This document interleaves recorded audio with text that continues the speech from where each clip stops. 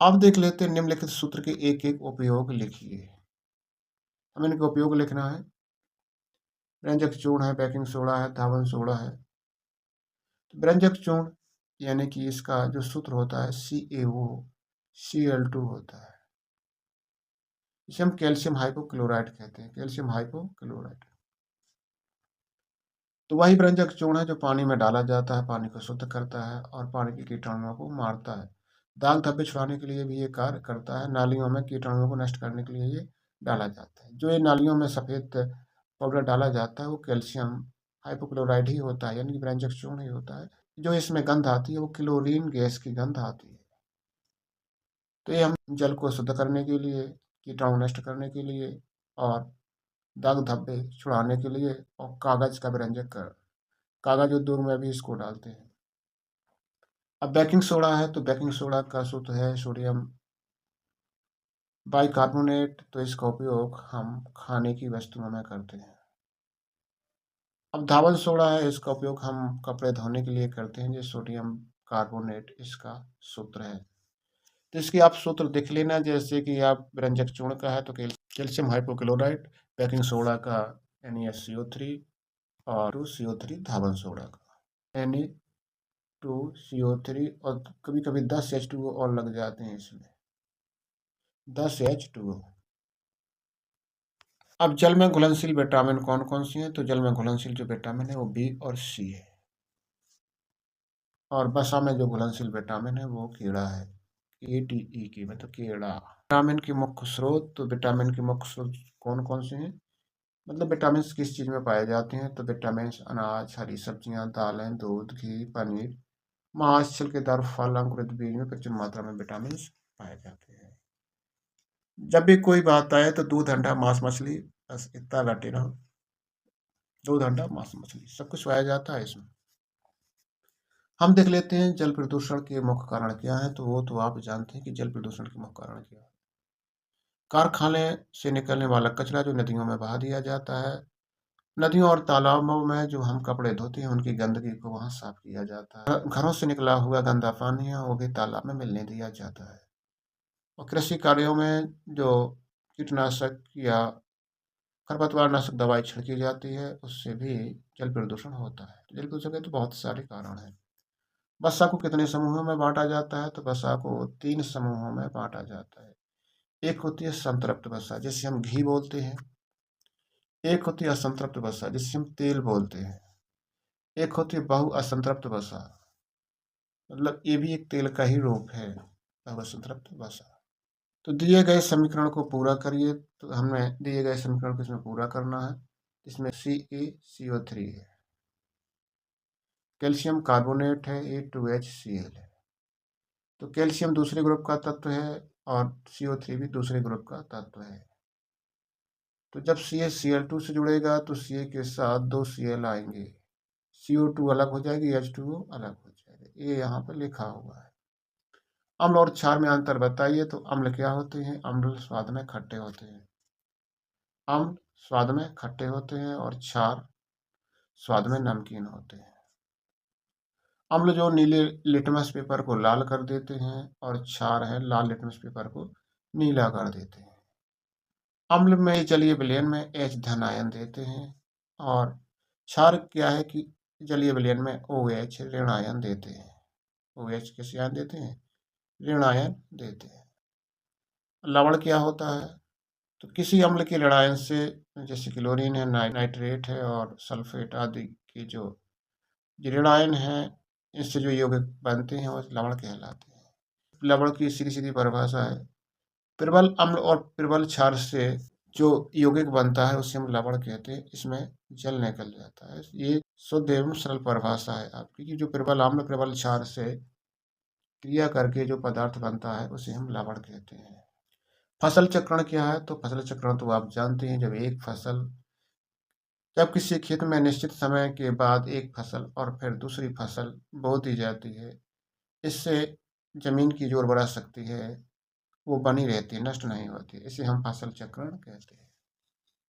फसल चक्रण क्या है कि एक फसल के बाद दूसरी फसल, दूसरी फसल के बाद फिर वही फसल, तो ये फसल चक्रण है।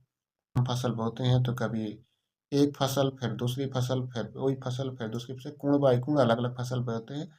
इसमें जो भूमि की उर्वरा शक्ति भी कम नहीं होती है और हमें फसलें भी अच्छी पैदावार में मिलती हैं। किन्हीं 2 कीट-भक्षी पौधों के नाम बताइए? तो कीट-भक्षी 2 पौधे कौन-कौन? एक नीमबंधी जो वीनस फ्लाईट्रैप यानी एक कलश पादप। कलश पादप को कहते हैं यूट्रिकुलेरिया। सामर्थ्य को परिभाषित करते हुए इसका सूत्र लिखिए, मतलब शक्ति की परिभाषा पूछी गई है यहाँ पर। किसी कारक को कार्य करने की समय की दर को उसकी शक्ति कहते हैं। तो सीधी-सीधी बात है, कार्य करने की दर होती है शक्ति। कार्य करने की दर, कार्य करने की दर। यानी जो कार्य समय के सापेक्ष होता है उसे हम शक्ति कहते हैं। एम की आस पद्धति में इसका मात्रक होता है तो वाट होता है और जूल भी होता है। कार्य का शक्ति से क्या संबंध है? तो यहाँ पर फॉर्मूला दिया गया है, P बराबर W/T। तो कार्य का शक्ति से संबंध क्या है? तो कार्य का शक्ति से संबंध कार्य बराबर W बराबर P इंटू टी। कार्य क्या है? शक्ति और समय का गुणनफल है। माइटोकॉन्ड्रिया को कोशिका का पावर हाउस क्यों कहते हैं? मतलब ऊर्जा गृह क्यों कहते हैं? माइटोकॉन्ड्रिया होती है, उसमें ग्लूकोज का विखंडन होता है और रासायनिक ऊर्जा उत्पन्न होती है। यह ऊर्जा हमारे शरीर में की गतिविधियों के लिए जरूरी होती है, जो शरीर को हमें ताकत प्रदान करती है। माइटोकॉन्ड्रिया में यह ऊर्जा एटीपी के रूप में इकट्ठी रहती है। तो माइटोकॉन्ड्रिया को पावर हाउस क्यों कहते हैं? क्योंकि इसमें ऊर्जा की मात्रा यानी कि एटीपी ऊर्जा की मात्रा भी कहते हैं। तो एटीपी को ऊर्जा की मात्रा भी कहते हैं। तो ये एटीपी क्या होती है कि माइटोकॉन्ड्रिया में सबसे ज़्यादा संचित होती है, मतलब ऊर्जा का भंडार गृह होता है ये क्या? माइटोकॉन्ड्रिया। इसमें ऊर्जा ही ऊर्जा होती है जो शरीर की गतिविधियों को संचालन में सहायता करती है। भास्मिक ऑक्साइड किसे कहते हैं? तो भास्मिक ऑक्साइड का मतलब है क्षारीय ऑक्साइड। धातुओं और ऑक्सीजन के सहयोग से भास्मिक ऑक्साइड बनते हैं, धातु और ऑक्सीजन। तो बेटा मांगे कार स्कूटर, बेटा मांगे मतलब मैगजीन, कैल्शियम मतलब का सीए कार, स्ट्रांसियम बाप बेरियम। इस प्रकार से ये जो तत्व हैं, ये क्षार तत्व हैं, तो ये जब ऑक्सीजन से क्रिया करते हैं तो ये भास्मिक ऑक्साइड बनाते हैं, मतलब क्षारीय ऑक्साइड बनाते हैं। तो भास्मिक कोई क्षारीय ऑक्साइड कहते हैं जो पानी में घुल करके क्षार बना देते हैं। फसल चक्र से क्या लाभ है? तो फसल चक्र से लाभ होता है कि फसल का उत्पादन बढ़ जाता है, फसल रोग मुक्त रहती है। प्राकृतिक आपदा से सुरक्षा के लिए आपको क्या करना चाहिए? तो प्राकृतिक आपदा से जब सुरक्षा करनी है तो अधिक से अधिक वृक्ष लगाना चाहिए, वनों को सुरक्षित रखना चाहिए और बड़े उद्योगों से निकलने वाली जो विषैली गैस है कार्बन डाइऑक्साइड की मात्रा को घटाना चाहिए। आपदा प्रबंधन में निवारक एवं संरक्षी उपाय की तैयारी और मानव पर आपदा के प्रभाव को कम करने के लिए राहत कार्यों की व्यवस्था, आपदा प्रभावी क्षेत्रों के लिए सामाजिक आर्थिक पक्ष में सम्मिलित किए जाते हैं। तो आपदा का प्रबंधन क्या है? प्रबंधन मतलब आपदा को कैसे आप रोकेंगे। तो आपदा निवारक उपाय आप तैयार करेंगे, उसका आपदा निवारक जो उपाय है उसका संरक्षी उपाय बताएंगे और मानवकृत आपदा है उसको कम करने के लिए कोशिश करेंगे, आप वो कार्यक्रम चलाएंगे। समाज में जाकर और आर्थिक पक्ष में सहायता देकर भी ये कार्य कर सकते हैं। अब राज्य स्तर पर अब आपदा प्रबंधन कैसे करेंगे? तो राज्य स्तर पर आपदा प्रबंधन इन प्रकार से कर सकते हैं। तो राज्य स्तर पर बचाव राहत या आपदा प्रबंधन विभाग से, जनपद स्तर पर जिलाधीश कार्यालय में जाकर, खंड या क्षेत्र स्तर पर क्षेत्र सीमित कार्यालय में जाकर, ग्राम स्तर पर गांव की आपदा संबंध समिति को बताकर आप प्रबंधन कर सकते हैं।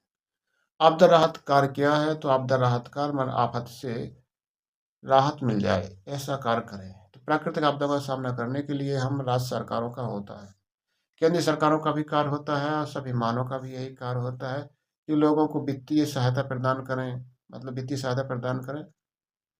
और राज्य की प्रशासन मुख्यमंत्री या मुख्य सचिव आपदा प्रबंधन समिति का अध्यक्ष होता है, राहत कार्यों का संचालन करता है, प्रबंधन करता है और राहत बचाव की राहत में राष्ट्र कार्यों का प्रबंधक होता है। आपदा के समय वह राज्य स्तर की आपदा प्रबंधन समिति के आदेश व निर्देश के अनुरूप कार्य करता है। कुछ वित्त सचिव इस कार्य का संचालन करते हैं। आपदाओं का प्रबंधन राज्य आपातकालीन योजना और कोष बनाकर किया जाता है।